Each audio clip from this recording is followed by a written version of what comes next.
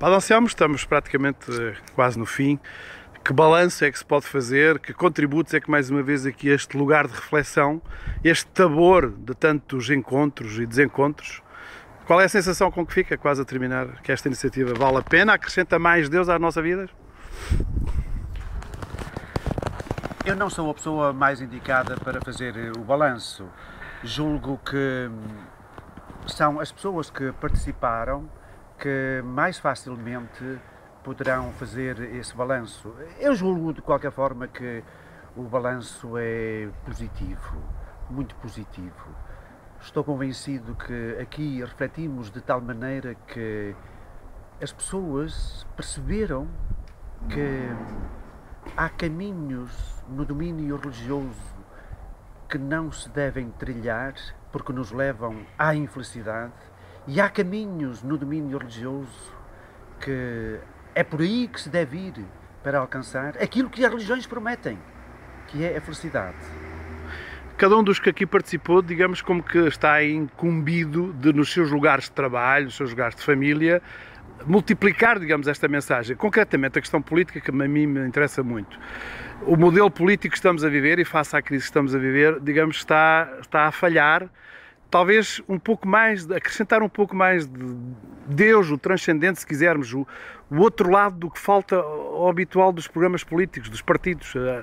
Há qualquer coisa que tenhamos também, se calhar nós, os cristãos, as pessoas que estão mais envolvidas nesta dimensão, compete-nos trazer um pouco mais de Deus para a vida política, nomeadamente? Sabe, há uma pergunta que eu frequentemente me faço, que é a seguinte: como é que, dizendo-se a população portuguesa, 87% constituída por católicos, como é que isto chegou onde chegou? Nós, neste momento, estamos numa das crises mais graves da história de Portugal. Eu temo muito, muito pelo futuro do país.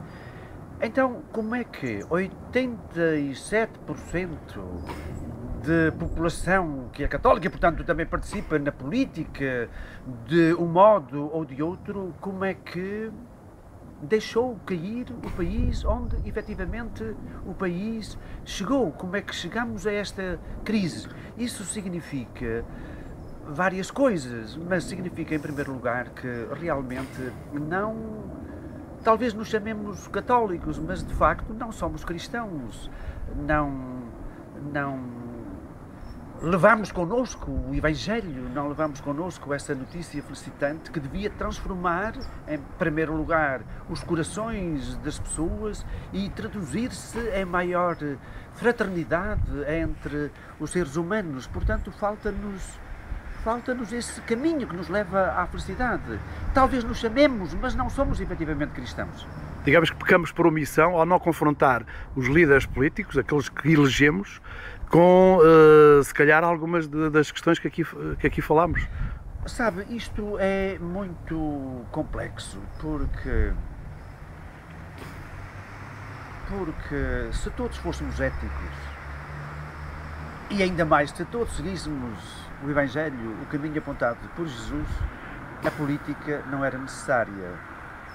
O problema é que a política existe impõe-se exatamente porque nem todos somos éticos, portanto, muito menos cristãos.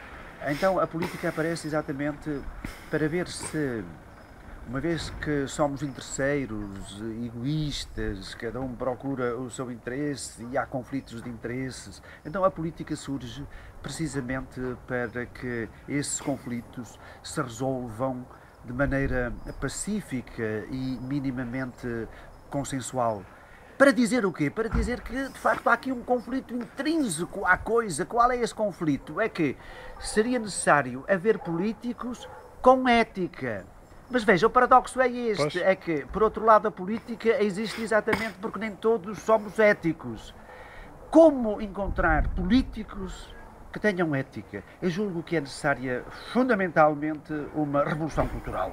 E daí, ir àquela pergunta que me parece que me fez logo no princípio, ou pelo menos qualquer coisa que estava subjacente à sua pergunta. Para lá da política, para lá da tecnologia, precisamos de cultura. A grande crise do nosso país e a grande crise do mundo só pode resolver-se pela cultura.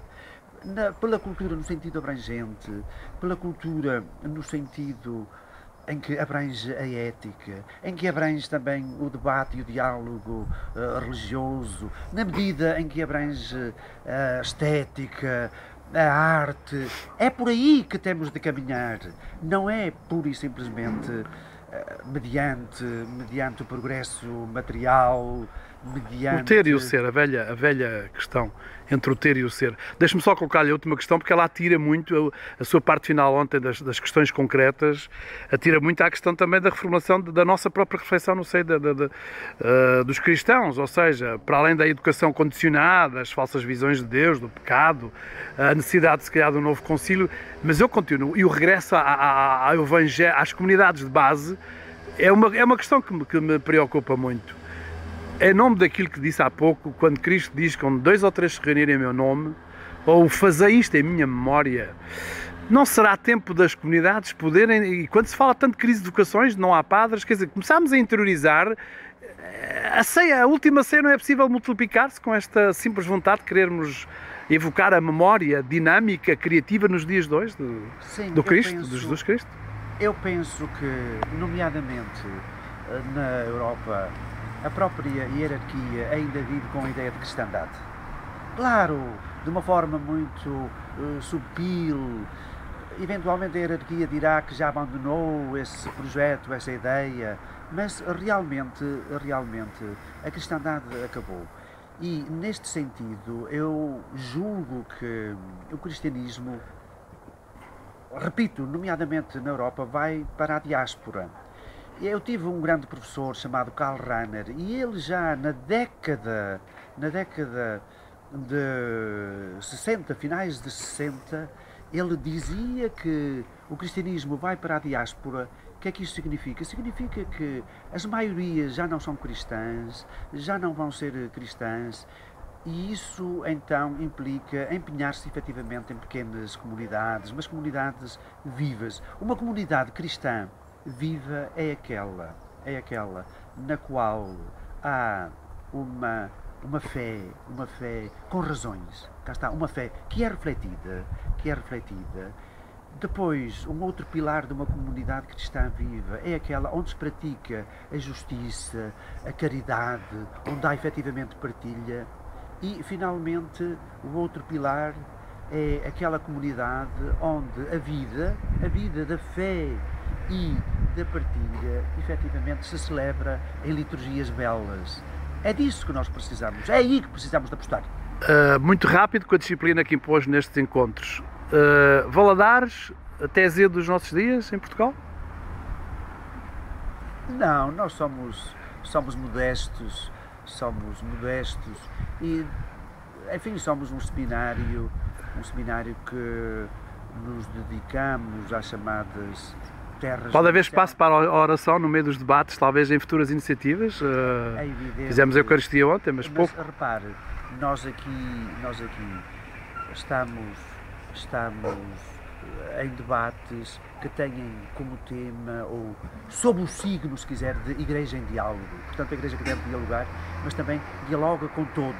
E, portanto, esperamos, e é o facto, vêm aqui agnósticos, vêm aqui ateus, vêm aqui pessoas de outras religiões, e por isso mesmo há a liberdade, há aqui uma Igreja, há a liberdade de se ir à celebração eucarística, mas isso não faz parte propriamente do programa, exatamente Era uma para que as provocação. pessoas se sintam em liberdade. Era uma provocação. Muito obrigado e até para o próximo ano. Muito obrigado.